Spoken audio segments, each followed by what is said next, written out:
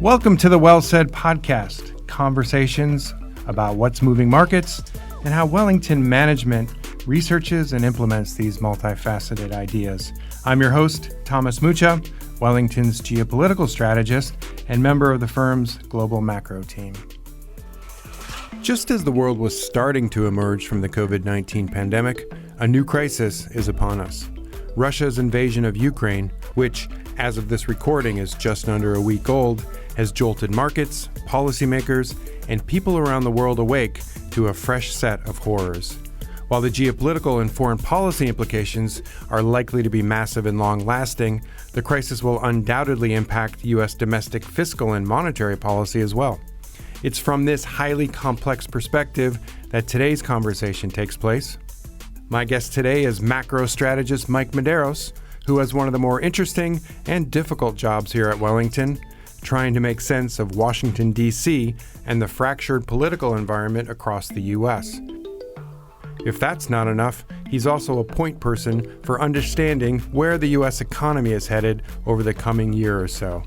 I'll ask Mike for his views on Fed policy and the politics of inflation, about his evolving research process, and how he believes the Russia-Ukraine crisis will color all of this in 2022 and beyond. Lots to cover today, Mike. Thanks for being here. No, Thomas, thanks for having me. All right, let's start with the Fed and the Fed's conundrum. A lot's been going on, obviously. In your mind, what's the Fed thinking? And how does the current situation in Ukraine, and then this, more broadly, this more destabilized geopolitical backdrop, how does that factor into this? Yeah, let me start with a regret from the Fed. And one of the regrets I think they have is using the word transitory so many times last year. Because what that did is it didn't give them optionality with policy. There was a lot of uncertainties last year. Demand was strong, supply was constrained, and uncertainties around the inflation outlook were very high. And so from a policymaker perspective, in that type of situation, you want to retain optionality. Now, where we are today, given the strength in the labor market, the elevated and more persistent levels of core inflation, we'll get to a little more in depth on core inflation, I'm sure, later. But, the last time the Fed's dual mandate was here, the Fed funds rate was 9%. And so no matter how you cut it, looking at a metric like that or looking at something like the Taylor rule, the Fed is very far away from where policy's been at previous points given this stage in the cycle. So a lot of room to go. A lot of room to go. But the other thing is, right, there's a consequence of running policy loose relative to the economic backdrop. And one of the consequences of that are financial stability concerns. And so Fed funds rate at the effective lower bound with the balance sheet at 35% of GDP, no surprise that's been a really important anchor and support for market valuations with the Shiller cyclically adjusted PE where it's at. This is the second highest since the dot-com bubble, and the bond market too is underpinned by policy support. Now, I think for the Fed going forward, right, it's a difficult balancing act because clearly they want to put policy in a place that's more consistent with lower and more stable inflation. But at the same time, one of the big risks they run is that tightening too quickly could undermine the recovery and lead to a recession. And so, very difficult balancing act. I think in the near term, the Russia-Ukraine stress adds more challenges for them. What do they be watching then? So one of the concerns they have right now is that inflation's high and they think it's going to moderate. At the margin, so far, and there's a lot we don't know about how this will develop, but their mentality would be, from a growth perspective, the U.S. is more insulated from this unless we see a real clear banking issue, but there will be direct effects on inflation. And one of the interesting elements over the last week has been near-term inflation expectations have risen, but so have medium-term inflation expectations. And with wage growth the highest since the early 80s, core inflation the highest since the early 80s, the upside risk on the inflation outlook is that you do see inflation expectations in a medium-term sense start to rise, become quote-unquote unanchored, and that feeds back through into wage growth. That is a scenario they really want to avoid, and I think it adds to the complexity of their reaction function in the near term. So they'll be bearing down on those specific numbers week in, week out? I think so. I think they'll be watching inflation expectations very closely, not just market-based, but survey-based. They'll be watching financial conditions. That's a significant headwind now to the growth outlook. Now, they want financial conditions to tighten. That's been achieved so far, but they don't want a recession either. And so modest slowing in demand, enough to cool demand, pull inflation, but not undermine the recovery. Very difficult to achieve with the starting point on financial stability concerns, and also with just increased geopolitical tension. Are there any lessons from previous geopolitical crises that the Fed might be turning to right now? Clearly, it was already a challenging situation. But looking at Iraq or the Iran-Iraq war or any others in the relatively recent history. So it's a really good question. So when after 9/11, the Fed eased into that, and that was a clear, direct hit to demand that made sense. In hindsight, I think this is especially true from some of the regional presidents. They probably left policy too loose for too long, and that bred significant financial stability concerns through the housing market. And so it's tough because in the short term, right, there's a lot of uncertainty. You don't know if this could spill into a world war, spill into something on U.S. soil. But at the same time, what do they know? The starting point on the labor market's tight. The economy has a lot of momentum, and inflation's really high. And so I think that's the main focus. Can they tinker around those edges? For example, there's a big debate in the market about going 50 or 25 in March. I think at the margin, this probably leads them more towards 25. But that being said, the risk of a 50 basis point increase, for example, hasn't been extinguished. But I think that's the most recent example of the short versus medium-term consequences of adjusting policy in the face of geopolitical stress. Gotcha. So there's a lot to unpack there. But yeah, what are you thinking about in terms of U.S. macro performance for the rest of the year? I mean, how do you feel about where we are and what this could possibly do to those forecasts? Yeah, so I think the most direct implication from this recent stress is through financial conditions. And financial conditions were tightening ahead of this shock and have tightened further since. So that's the clearest way that policy settings show up in terms or transmit themselves into the real economy. Now, taking a step back, it's also important to look at the context of the cycle going into these shocks. And the context of the cycle was much more mixed in terms of the headwinds and tailwinds. So, number one, as I mentioned, financial conditions were tightening. Number two, fiscal policy is less supportive this year compared to last year. Last year was one of the most historic years from a fiscal policy perspective in history. And so fiscal, I think, still should be supportive, particularly through the budget process and the China anti-competitiveness bill, but to a lesser degree and taking a different form than last year. On the public health side, hopefully there's not another variant as severe as Delta or Omicron. I don't know that. But one thing I do know is that the political appetite to have, continuously restrictive policies is gone. Yeah. So I think the bar to re-implement some of those restrictive policies is a lot higher now, which should see a growth impact, particularly in the short term. And so the last piece, which is, very critical, is household savings. And households are flush with cash. There's about $2.4 trillion in excess savings. And so the big question of the magnitude and the speed with which households draw down those savings. Right now, we're assuming a more modest drawdown, largely because a lot of the savings are concentrated in upper income cohorts. But, a pretty critical upside risk is there's a faster savings drawdown, which could lead to stronger consumption growth and growth even further above trend than we're assuming this year. And so when we add up the pieces to the puzzle, it's still consistent with economy growing above trend, the labor market continuing to tighten. I could see the unemployment rate down towards 3% by the second half of the year and more persistent wage growth and core inflation than the Fed's expecting. Now, outside of the geopolitical concerns, a key risk is the consumer response to higher inflation. And so right now, spending intentions are still elevated, particularly on services. People have been cooped up inside for the winter and they want to do things. Want to get out and spend money. But buying conditions, particularly for goods, haven't been this low since the 70s. And so one thing we've observed historically is that when inflation is more elevated, the volatility of the cycle picks up, particularly for the consumer. And so one critical risk, now I think it's more acute for next year, not necessarily this year, but you could certainly bring it forward, is that when do those buying conditions start to bleed into buying intentions? And that's a material risk to the cyclical outlook in the near term. A lot of us aren't used to high inflation periods.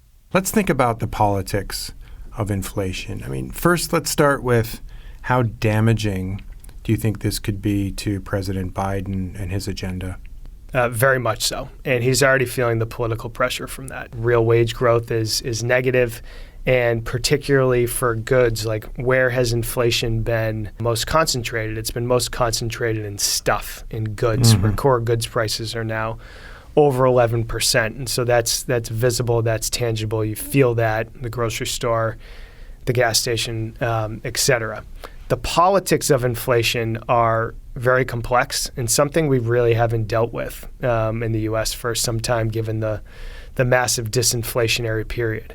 I think one of the issues the Biden administration has struggled with is defining why inflation is up.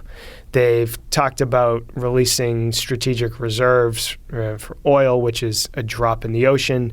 They've talked about corporate greed, which I think from a political perspective, if they continued with that message, would help. And then, they've talked about some other factors too, but there hasn't been this really uniform case made to the American people now why it's important and what they're going to do about it. And particularly the latter point, what they're going to do about it, I don't think there's been enough there. Why is inflation so elevated, and why is it our bias that more elevated inflation will persist? Well, in the near term, call it the next 6 to 12 months, you still have demand growing well above supply. And so to improve supply conditions, productivity can go up. There's some medium-term reasons for optimism. We haven't seen enough, I think, government investment, which is usually a really important ingredient for sustained productivity growth. And that will take some time. Second thing is on labor supply. And so we've seen over 3 million workers leave the labor force since COVID started. I think about, half of those to 40% are due to demographic reasons and early retirements. And so historically, the probability of those workers returning to the workforce is lower than if they were prime age. But the other 50 to 60%, there is some scope for a return. I think those, that's more cyclical reasons, largely due to COVID. And so as the public health backdrop improves, we should see some labor supply. The issue, though, is that labor demand is still so historically strong. Put some numbers around it. There are 11 million job openings in the U.S., and there's only 7 million unemployed people. We've never seen a gap that high between labor supply and labor demand. One thing the administration could do is around immigration. And so immigration started to slow in 2017 when some policy changes were made. And the cumulative gap now between the pre-2017 trend and today is about 3.2 million workers. That's roughly the amount that have left the labor force since COVID. I think in the current political backdrop, a broad-based immigration bill would be challenging, to say the least. But there's a solution right there. But there is a very logical labor supply solution that could go a long way to reducing, or at least keeping a lid on wage growth, and reducing some inflation pressure in the medium term. Now, the question was about the politics of inflation. And I think using a more open immigration policy to curb inflation would invite other political risks for Biden. But specifically on inflation, this gets back to the point why it's so complicated. It's certainly a challenge for him, and at least I expect it to be a challenge for him, going into the midterms as well. Well, inflation historically is a problem for governments around the world. It's not just an economic issue, it's a social issue. Yeah, there's a correlation between high bread prices and revolution. Sure. And you can track that throughout history. And so, especially what's happening with Ukraine and Russia right now, if that leads to a sustained spike in energy prices and inflation worldwide, we could see some additional impacts, not only in the United States, but globally. High inflation and high inequality is usually probably the best recipe you can get for social unrest, to your point. I want to pick your brain a little bit about your research process. Yep. Because, any way you cut it, it's been a pretty extraordinary 2 years. Yeah. You've had this global pandemic. What do we think about that? And then on top of the pandemic, now you have the first major war in Europe really since World War II, another massive set of variables.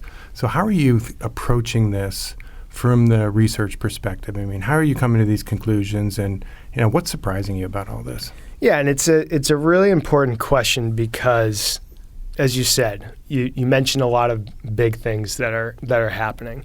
And so when I started at Wellington, I was fortunate enough to have an incredible mentor and friend named Toby Johnston. And I learned an enormous amount from him. He's since retired from Wellington. But one of the things he really drove home from a research perspective was the importance of a philosophy and process. And as part of that, we tend to think of it as a research pyramid. And so on the bottom layer of the pyramid are structural developments, things you and I talk a lot about, and more recently been focused a lot on demographics, inequality, and globalization. But they're slow moving. They take time to manifest themselves. Yeah, the tectonic shifts. Exactly. Now, they can be sped up. For example, COVID sped up a lot of these trends, which were well underway anyway, but they're critical. The second layer is the business cycle. And so trying to come up with proprietary leading indicators to get an edge on where we think growth, inflation, the labor market's headed over the next 6 to 12 months, and particularly, where those forecasts stack up relative to consensus expectations and increasingly important relative to policymaker expectations. The third layer is our policy settings. And so that's reflexive. So how does the structure and cycle influence monetary policy? How does it influence fiscal policy? And then vice versa. How does fiscal policy and monetary policy reflects itself back on the structure and cycle? And then the last piece, arguably the most important, is market risk reward. Yeah. And so trying to take all of those pieces from the structure, cycle, policy settings and come up with quantitative and qualitative measures of gauging what's priced in and what's not priced in. So have a framework, have a process, and then you can throw anything against that. Yeah, throw anything against it, but at least it's a way of, framing how all these moving pieces are manifesting themselves in various outcomes. Philosophy and process, nuclear war, is that, part of it? Not necessarily, but having a framework to come back to analyze how these shocks could manifest themselves in growth outcomes and inflation outcomes and market outcomes, I think is really important, particularly in times like this. Yeah, that's been important for me too, yeah, on the geopolitics side.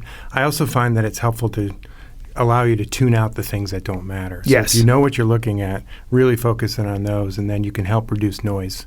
Exactly. In the overall picture. Your notes from the geopolitical side, one of the things I really like about them is you always bring it back to the underlying medium-term forces and how, the little bits of information we get every day increase or decrease the likelihood of those underlying forces. Now, clearly more recently, from your perspective, a lot of the information we've received have confirmed those underlying forces and not necessarily in a positive direction. Is that fair?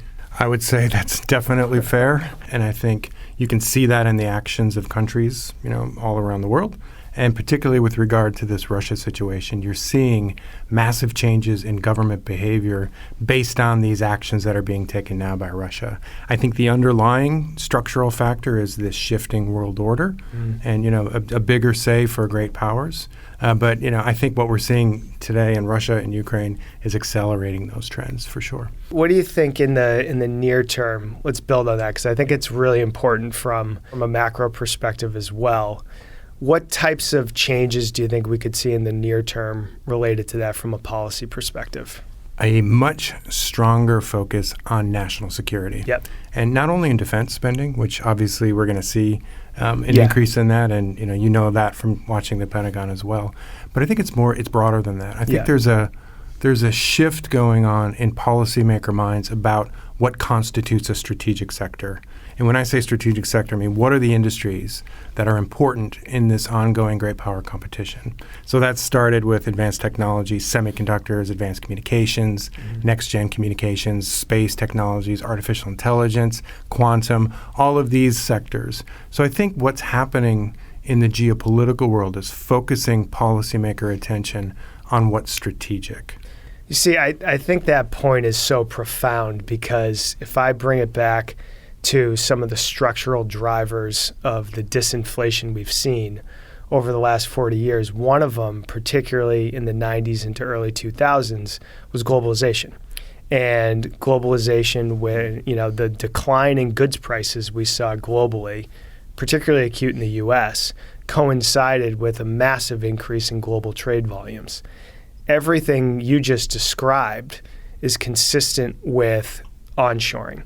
And the umbrella, it seems, of national security goods continues to grow.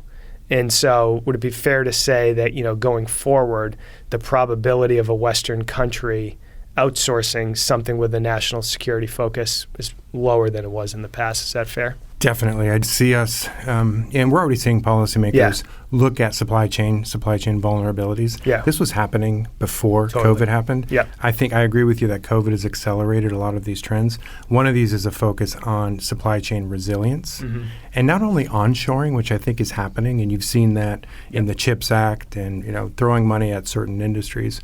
The term that I'm hearing a lot in Washington is friend shoring. So moving supply chains into countries that are friendlier than others. So I do think that geopolitics and the shifting world order is having some pretty significant impacts on the policy backdrop.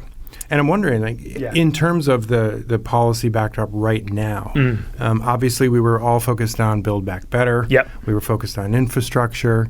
I mean, what are your expectations on the fiscal side right now? Yeah, it's a great question. And so I think there's three things in the short to medium term, and I'll define that as between now and the midterms. And so the first is the just generic budget process. And I think before Russia and Ukraine, there was already a lot of positive momentum to increase defense and non-defense spending by, call it $50 to $100 billion. I'd say right now, given the events over the last few days, risks around that are probably to the upside, particularly for defense. And that doesn't preclude a supplemental defense spending authorization or any subsequent legislation. And so, that's direct government spending, direct into the economy. That's important. The second piece is a China anti-competitiveness bill. And it's very rare in D.C. to see so much bipartisan support behind something. Now, there are disagreements between the Senate bill and the House bill, but there's a lot more agreement than disagreement. The reason there's disagreement is because the House included more, call it non-China pieces of legislation in their version. But I think, there's a good chance that will get done at some point in Q2. And in terms of numbers, it could be around $250 billion over 5 years. A lot of that front-loaded and a lot of it incentivizing the onshoring of production of a lot of the goods you mentioned. So that's really important. The third is Build Back Better. And, I think Build Back Better at this point is tough, but it's not, I wouldn't say it's a 0% chance, but probably a little below 50%. You think pieces of it might pass? Pieces could pass, but once you try to break up legislation, right, there's so many different factions within the Democratic Party that, there's one important faction on the progressive side that actually wants more. And then on the moderate side, they obviously want less. So it's possible to piece it together, but through the reconciliation instructions, you really only get one shot at this. And so my guess, I don't think the administration would admit this, but I think in hindsight, they probably wish they started with Build Back Better And the reason why is because Build Back Better contains a lot of really important government investment. And so government spending has increased significantly, but actual government investment as a percent of GDP hasn't been this low since World War II. And government investment historically in the U.S. has been really critical for supply side improvement. Think of the number of things that have emanated as part of a implicit or explicit public-private partnership. Advanced computing, the internet, wind power. I mean, there's a lot of historical examples of important government investments leading to technological advancement in something that has broad take-up. And so the reason I bring that up is because you can contrast that with the fiscal package from March of last year. And that the fiscal package from March of last year was really important, but a lot of the spending was in the form of cash transfers. And so that did an enormous amount to reduce childhood poverty and poverty more broadly, but it also was a significant lift to discretionary spending and partly led to higher inflation. And I think the administration probably would have rather started off with the investment side and then more long-term bang for the buck. Exactly. But they're not down and out. They're still negotiating. So 2 questions for you. The first is, how punitive do you think the coming China legislation might be? Mm-hmm. Is what's happening in Ukraine right now likely to impact that discussion? The second part of your question, I think definitely. I think what's happening in Ukraine right now accelerates the timeline to pass something. The first part, I think it's interesting during, call it the first 18 months of any administration or any new Congress, to look at what they change and also what they don't change. And one of the things that the Biden administration has not changed is pretty much anything that Trump did with respect to anti-China legislation from the previous 4 years. That's important in and of itself and is a strong statement. Now, as you've made the point that the relationship from a structural level is going from north to south, and that's pretty clear. But that doesn't mean we can't have cycles around that, and it doesn't mean that the way an administration approaches China can change, and we've seen a change there. A more multilateral approach, less direct confrontation, less use of tariffs, although Biden's clearly still kept them in place. Sure.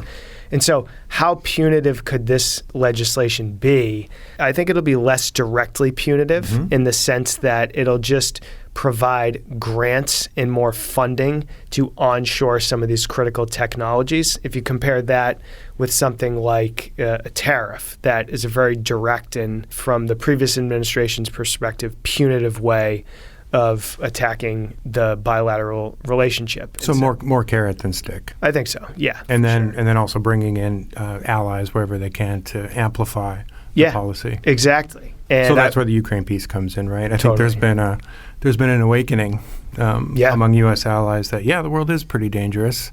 It does help to work together. I think that's going to bleed into the policy frameworks. It's been one of the most amazing elements of the Ukraine issues is how quickly the U.S. and Europe just immediately got on the same page.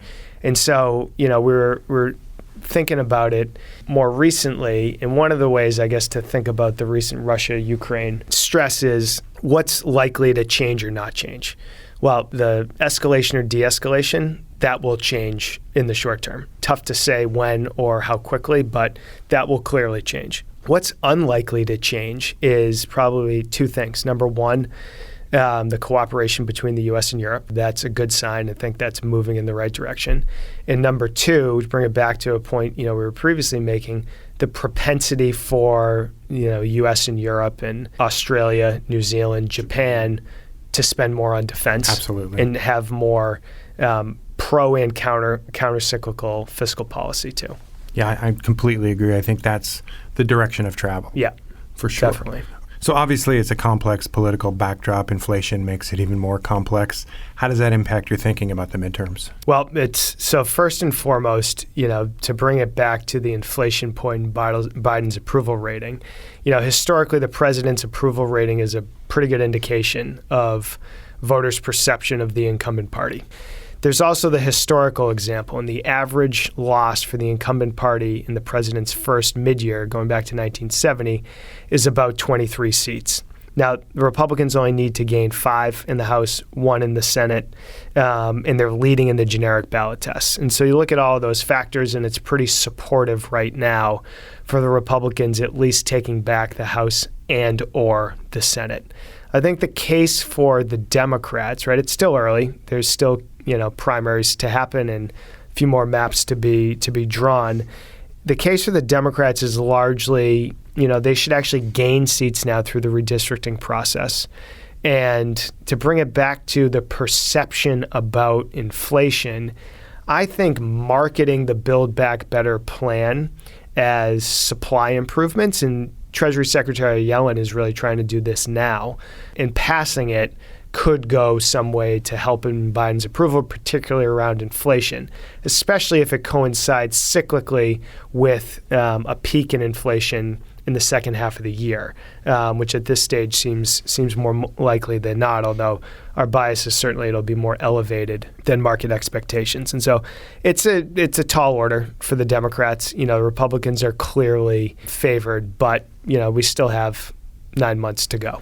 And I will say, too, from the bond market's perspective, the bond market loves divided government. And so going back to the midterms in 94, in 2018, where we went from full control to divided government, both of those midterms actually to the day marked the high in 10-year yields. And so it is pretty important from a market perspective. And I know it's early, but what about the presidential election? Nope, it's not early, Thomas. It's never too early to start talking presidential politics. So, on the Democratic side, I have no reason to think or presume Biden won't be the nominee. I take him at his word for now. Yeah, like he says he's going to run. I'm not going to deny it. And if he doesn't run, he'll announce that with plenty of time, and we'll have another primary process and go from there. Now, on the Republican side, I think that is going to be not more interesting, but interesting in a different way.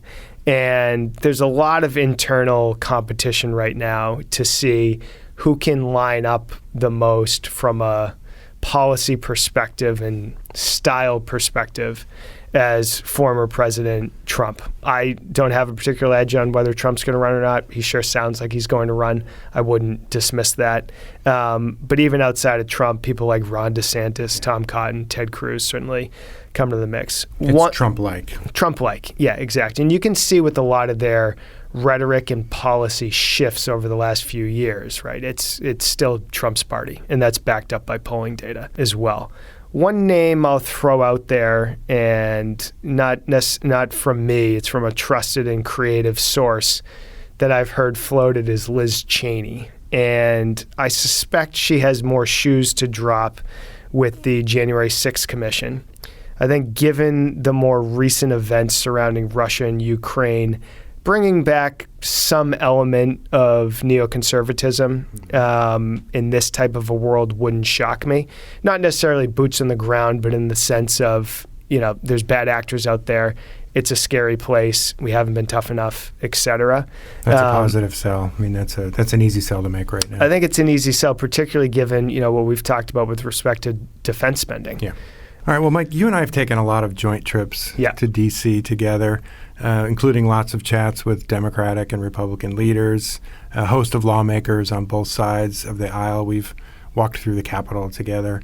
I'm curious about your personal reaction to the events of January 6th. I mean, what were you watching as that event unfolded?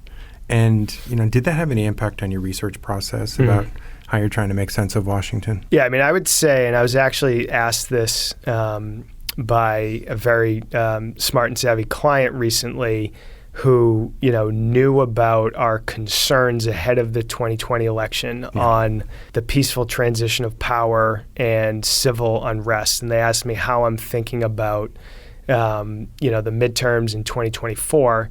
And that light, and my response to them was, I'm 5 to 10 times as nervous because I haven't seen any indication that the civil unrest, which has been brewing for decades, is ebbing anytime soon.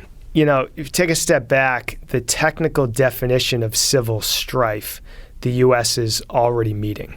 And I don't think it's that far of a stretch to, say at some point over the next 10 to 20 years, we could have a much more significant civil strife moment. Civil war gets thrown out a lot, but call it whatever you want. Yeah. More concerns around that. And I think that's, concerningly rising in probability. Now, when I think about the reasons why that's been happening, one of the things I look at really closely to gauge polarization is how often members of the opposing party vote together. If you think members of Congress are functions of their electorate, as I do, then any sort of bipartisan voting would theoretically reflect the underlying tone and sentiment of their electorates. Members of the Democrats and Republicans vote together at the lowest levels since 1860. It's an ominous year. A very ominous year. And what's interesting about that is that started to deteriorate as inequality rose. Right. And so I think the big underlying issue that you're seeing in D.C. stems from inequality. And so inequality, I think, will take generations. It'll take a long time to find it on a better footing. And I think, any conversation around inequality often starts with, well, what are policymakers going to do about it? And we've actually seen a lot of alignment. Like a lot of Trump's policies were geared towards inequality in a very different way than Biden's. And certainly Biden's policies have been geared towards inequality in a different way. So they're trying, but I think that solution over time will most likely have to come from the private sector. And we are starting to see signs of that, with wage growth rising. A lot of that's been concentrated in lower income cohorts. Now, this will take time, as I said before, but there are some signs that it's starting to ease at the margin. But the bottom line is, the polarization issue in D.C. is there. It's gotten worse over the last 4 years. And it's very concerning for what happens next in terms of, and I think elections are pretty important catalysts for that. I'd say it's also concerning from a foreign policy perspective. All the national security officials that I talked to were not only concerned, but really shocked by the depth of what happened on January 6th. And they're quite concerned about what that says about the American image abroad, particularly as the Biden administration is pushing democratic values and human rights and democracy itself as a way to push back against Russia and China. So I think what's happening in Ukraine now may change that. Yep. It'll be an interesting test to see if there's a shift in that, and there's a reminder here about the importance of democracy. But it's certainly come up in a lot of my discussions with policymakers. And it's one of those things, right? You have to focus on, you need a strong home base first before you can go out into the rest of the world. And there's a lot more that needs to be done, I think, on that front here before it's a consistent message abroad. All right, Mike. Well, hey, thank you so much. Thanks for having me. Fascinating discussion. Yeah, great seeing you again. You too. All right, Mike Medeiros, Macro Strategist at Wellington. Take it easy.